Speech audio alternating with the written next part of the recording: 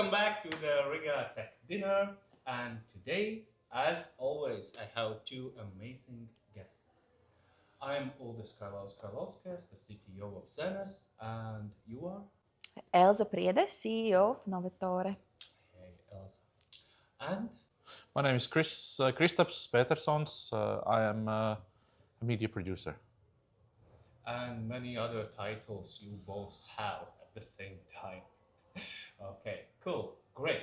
So maybe Elsa, a little bit more. So, what do you how your day goes? Can you describe your schedule? All right. So I plan my time around meeting with partners and running Novatore and meeting with my team. The days are very, very different. Some days I spend at Startup House Riga. Some days I spend at Verde, where my clients are. Some days I spend working from home. And some days I spend in cafes meeting with the community. Mm-hmm. Okay, so Novatore. I'm sure there's people who know everything about Novatore, but I'm not one of them, unfortunately. Can you tell us more? What is it? What do you bring to people? Because that is one of goals there, I assume. Yep. Novatore is dedicated to women economic empowerment and leadership. And the biggest thing we do right now is running Novatore Club, which is a membership-based, a subscription-based club for business-minded women. Mm-hmm. So is it only for pros? It's not only for pros. Any women can join. Any woman can join, and we run events, networking, mentorship, master classes, mastermind, and we try to give sources, support, and opportunity to network for women to empower them to apply for higher leadership positions and to become entrepreneurs. Mm-hmm.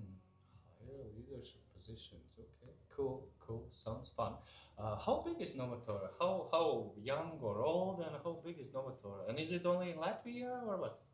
Novatore is currently mostly in Latvia. We do have a couple of members from Estonia and Lithuania. We hope to expand also to the Baltics. That could be that's our next goal, to be in the Baltic states as our home market, and just testing now in Latvia. That's why we have introduced technology to the local community and trying to build a platform for it. We have built it already. So the platform already has 200 active members. Novatore is 4 or 5 years old now, but the club and the platform is turning 1 this Friday. Wow! Whoa. Congrats. Congrats. Okay. Yeah. Right. Okay. I think we got a grasp of what Novatore is and what Elsa is doing. Okay. Cool. Kristaps, the media producer, sounds like black magic, to me at least. Maybe not to other people. How does your day go? What do you do? What's your schedule? The days can actually differ from each other. So, as I wear actually 4 hats on a daily basis, the one is media producer's hat, which means that I produce different kinds of shows, podcasts, TV programs, radio programs. There's a catalog of things, pan-Baltic. One is also running in Sweden, starting from next week, I guess, or yeah. So this is one hat. The second hat is I'm a holder of franchise license in the Baltic states for Fuck Up Nights event. So it means that there is probably some of the people here know Fuck Up Nights Riga, but I also I'm organizing Fuck Up Nights in Lithuania, so it's in Vilnius and Tallinn. And then there are two maybe smaller hats that I wear. One is business consultancy, which is mainly on communications, targeted in communications. And usually these are, for example, consultations how to enter new markets, how to open a strategy in some new areas and so on, and how to deal with the communication part. And then the last one is presentations. This is something that I have done for the last 15 years, but I'm now really exiting, as to say, this area slowly and slowly. So I am leaving only very, very high level clients and working only with the top tier clients. So my day is dividing time among all these four things. Okay, great. Okay, fuck up nights, that is a franchise. But the other things you do, where the ideas come from to make this type of show, that type of show. You have made a couple. You just mentioned a new one opening in Sweden. Where the idea comes from? Well, my background is journalism. I've been in journalism in and out for about 30 years now, since 1994. So it means that journalism is the basis or foundation of everything. And then on top of that, I find ideas, and those ideas usually are coming from my other clients, partners, business partners, or just random people, and we find each other, and we start something together. I can offer the technical part and also the production part, and that person probably can share knowledge, and putting that together, we can talk about either its taxes or its I don't know, the development of some area or even country, and so on. So it's your day are usually serious topics, politics, economics, that type of thing. Yeah. Okay, all right. So, well, both of you have done some great things over the last. Right now, let's talk about 5 years. The question is, right now, you're sitting here and thinking back at your last 5 years. What is the thing you're most proud of, or the thing which you see as a highlighter on your 5 year journey? An event or achievement from something from the last 5 years? Well, I can start maybe. Okay. So the one which is really probably, if you look at my CV, you would say that the most obvious one is the Global Presentation Master title. That is a title which still not more than 30 people hold in the world. And so, but this has expired. It's not valid anymore. And I held it for 2 years. It is a very, very tough thing. You have a lot of responsibilities. You need to go around the world. You need to give a lot of lectures. You need to learn a lot. You need to give exams and also pay a lot of money for that status. And so, of course, it gives you very high level clients and very high top people. But it's very hard to maintain it. And I, at one point during COVID, I decided that it's not worth it, and it actually burns you out. So that I think that my biggest achievement is to understand, for the first time in my life probably, that what are the things that I want to do in my life. And it's more or less media and event production, something like that. Less presentation, business consulting. And I think it's an achievement for myself. I don't know. For others, it may not look as that. Yeah, okay. You found what you actually want to What do. want to do? Yeah, which is it was achievement amazing. during my last 5 years. Yeah. Yeah, great, nice. Yeah. Cool. Elsa, how do you see your Mhm. 5 year journey? What is the highlight? That is actually somewhat connected to what you said, and I want to applaud you. Not many people do it. Some people don't do it throughout their lifetime, and you have done it already now. Um, um, for the purpose of this exercise, I will choose publishing a book. Wow. And the book, I have co-authored it with Claudio Rivera, and it's based on a course at Riga Business School for MBA students. And that's exactly the purposes. The end goal of it is to build a roadmap and to align your values, vision, and career to live a more meaningful and happy life. You spend so much time at work. Then you're an expert on the thing. Exactly, Wow. yeah. Very good. And you have untangled the puzzle. So good for you. I'm happy for you. So that happened in 2021. It was my master thesis, and we published the book in New York, and now you can buy it on Amazon. Cool. Are you following all the advices from the book? Myself? Yeah. Actually, yes. When we published the book, then I worked for a little bit, and then the first time that I when I was a co-instructor for that course, I made a decision to move on to the next step in my career and join Novatore.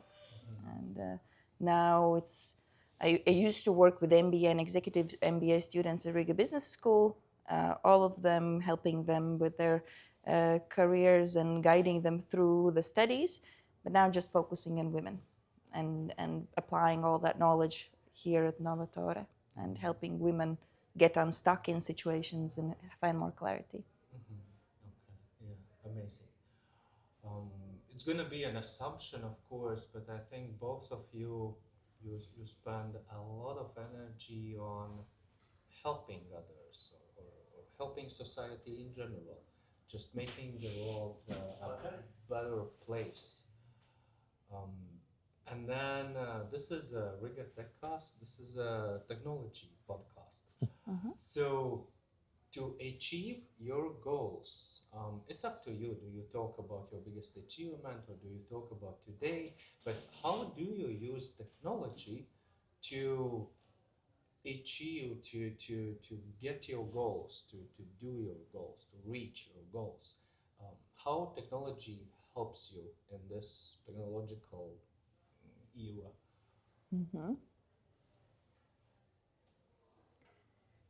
Different ways, starting with reminders and nudges step by step, helping to map out the goals and to divide the elephant in smaller bits. I use technology to communicate with other people who help me reach the goals.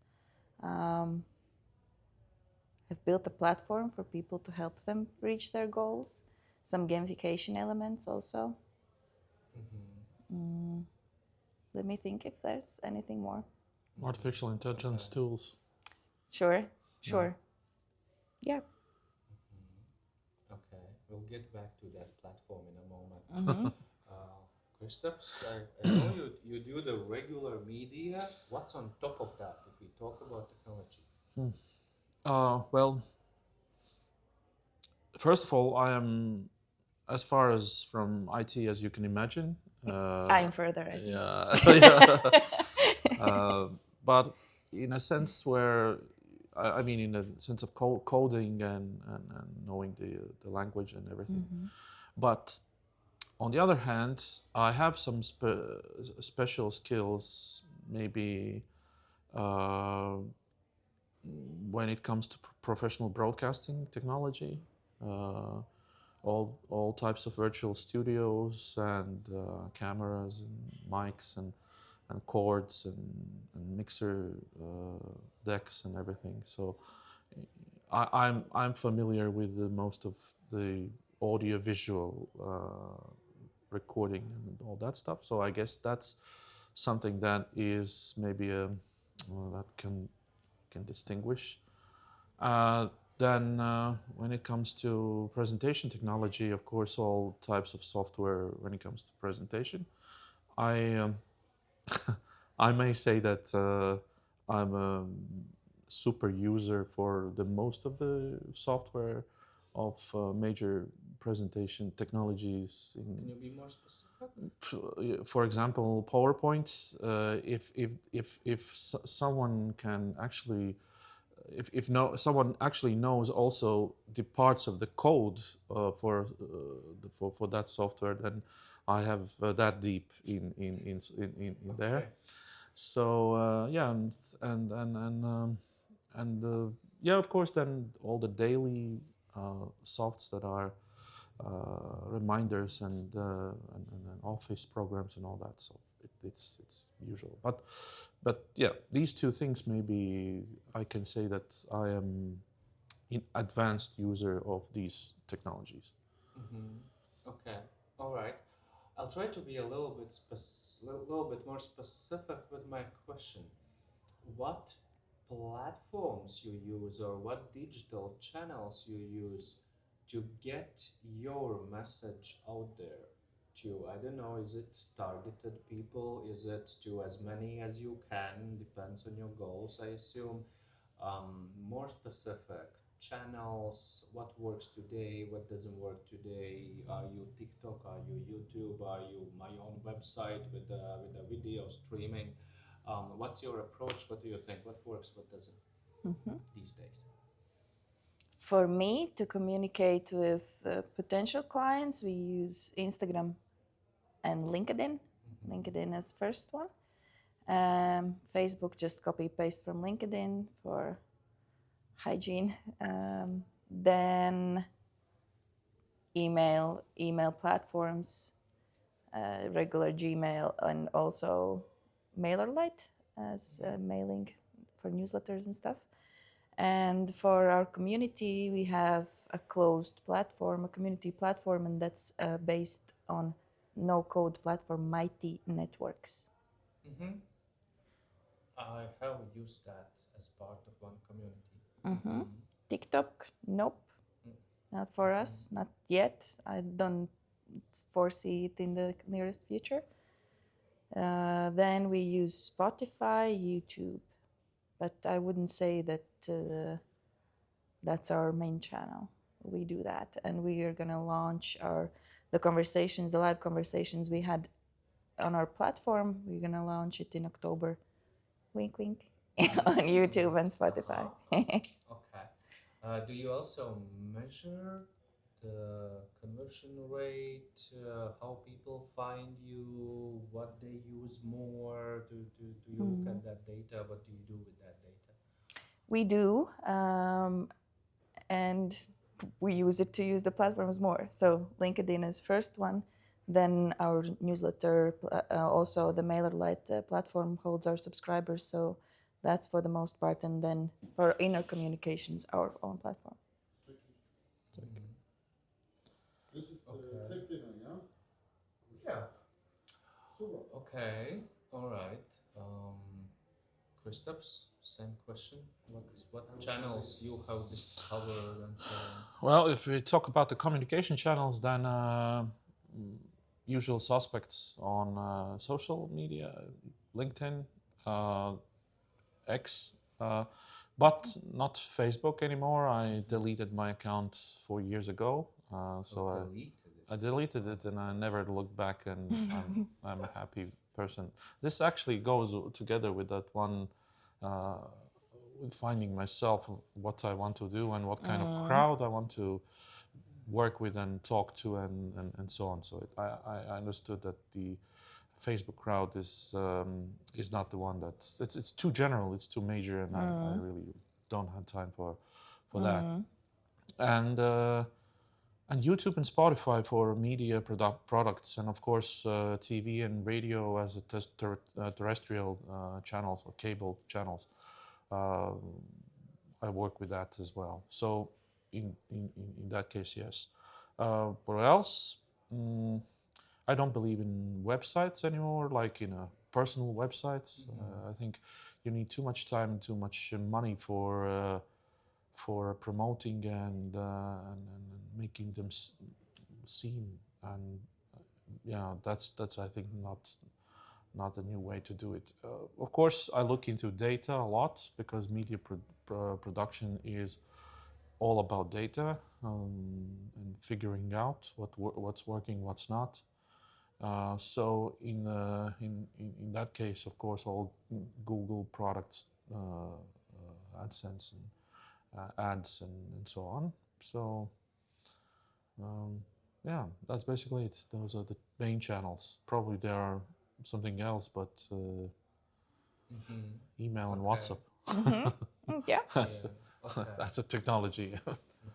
Do you use any tools to manage these channels?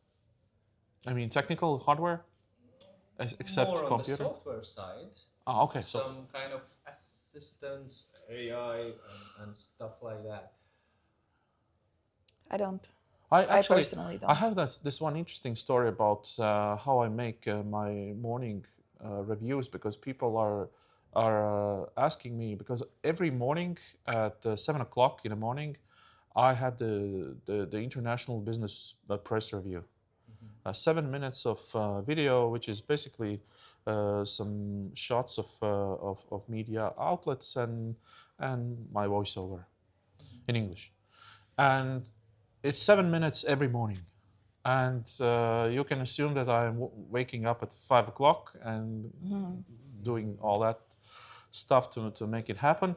But to be honest, it happens very so that I ask ChatGPT to send me headlines of the of the current events, so in the press, and I combine them very fast. Actually, create a voiceover, and that voiceover, because I have a bad voice every morning, not very good voice, so I use 11 Studios, which is a website where you can put your text, and it gives you in your own voice. It gives you the text in perfect English. So I don't have that good English that my AI clown has. This clone has. So it means that every morning you get this digest, which is partially me, part the AI collaboration. So, and this is how I use technology in that way. Yeah, 11 Studio. I guess that's the name of 11 Labs. Sorry, 11 Labs. 11 Lab. 11 Labs. Could be. I haven't played with that one specifically. Try it. It's of course it's kind of expensive for the full, if you want to go full throttle, but some things that are very, I think it's the best tool when it comes to voice and text and voice. There are some other options as well. You can, for example, if you want like a professional voiceover from different kind of actors, you usually earlier you submitted a request to a voice actor. Now the AI actors can actually outperform, and they cost pennies, and so I think that's something that is for video, for content makers, digital content makers, a very useful thing. Cool. Okay. All right. Um, a little bit of outlook in the future. So, to both of you. So, how do you picture the world? I don't know. Let's say just 3 years from now, considering how technology is changing our lives, has changed a lot over the last 1-2 years, a lot in my opinion at least. Um, how do you see your roles? What you do today? Is that gonna be any different after 3 years or so? What do you think? Um, I will be pessimistic, so better be optimistic, so we can end on a very positive note. From my side, I would very quickly. I think nothing really big will come in 3 years because there is this. I call it, and I really think, and I'm convinced that AI is now in a bubble. Of course, as technology, it is very useful, and it will remain, and it will keep developing. Of course, that will happen, but we will see a setback in the economy, AI economy, because investors are not really at this moment. They are not feeling returns, and after 3 years, this will be a huge thing. Big data centers that are now built will be half empty because we won't really fill them with everything. So the return on investments will be very bad, and I think we will see and experience more or less this setback in the economy for AI. It doesn't mean that the technology will go away. No, it will go up, but it will go slower than we think. So that's my assumption. Reading International Business Press daily, so I think about that very often. So I'm not pessimistic, not optimistic, but realistic about that. Okay, so for you personally, pretty much I think nothing's going to change. Yeah, Keep, I think the 3 years, 3 years for sure. 10 years scale, yes, but 3 years, it's nothing. Okay, Yeah. all right. Nothing to worry about, except if you're an investor and if you're an invested investor, a lot in an AI data center, another one, then probably you're in trouble. Okay, all right. Yeah, Elza. I would kind of agree. I would say that for me personally, I hope it will automate more and more of my mundane tasks, and I will get to spend more time with people. And also, in 3 years, the technology could help me scale Novatore. Yes, I think that being with people is at one point will become goal for each and every of us. Yeah. To actually meet more people, because I think if I've spent, and I'm not exaggerating here, 7 hours a day in front of a screen, that's not normal. That is absurd. I hope it will change. Yeah, I think people will get a little more and more fed up of the technology, and they will want to connect in person more. Yeah, that sounds amazing. Let's spend more time with people. Yep. Yeah. Okay. Thank you. Thank you. Thank you. Thank you.